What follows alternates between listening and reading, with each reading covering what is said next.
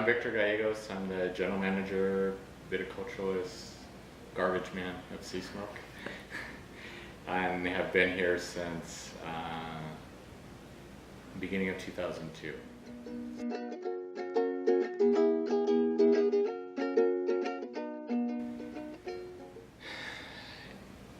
Believing that sort of a great plan, a great product, and hard work would be enough, and not adapting when the external environment changed. So I had a project in the Priorat in Spain, and very high-end wine, very amazing scores, had a very specific business plan that was very unusual, and it worked incredibly well for 2 years. And then the financial crisis hit, and you couldn't get arrested with a $95 a bottle Priorat. So my mistake was not to adapt. You know, the world changed, and I didn't recognize that quickly enough, that a fundamental external shift had occurred, and that the business plan, the model, needed to shift along with it.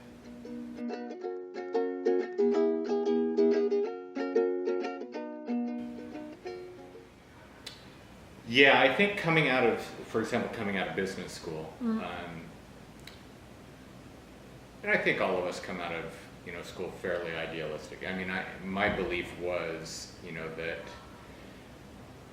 a good plan and a good team and hard work and a great idea, that if you had all of the pieces, that, and with some luck for sure, that you could be successful. What I was never taught, or I guess my misconception, was that money was not as important, that you could bootstrap. And I learned that a well-funded competitor can bury you, regardless.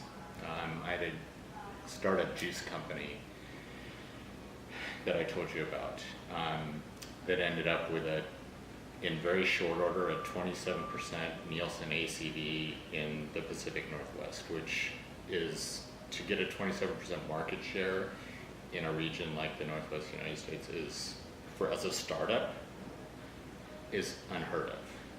And I remember getting a letter directly from the president of Ocean Spray, which is a large, objecting first of all to some of our tactics, but secondarily telling me he was going to bury me. Direct intimidation. And he did, because they had money. And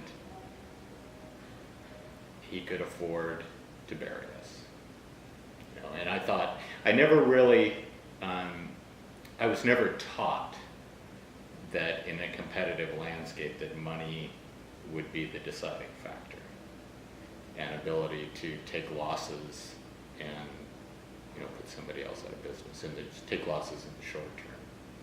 And so the quality of the product, the quality of the marketing, the business plan, the work of the team ultimately didn't matter in that context. So that was a misconception about the importance of funding. Yeah, and if we had been better funded, we would have been able to survive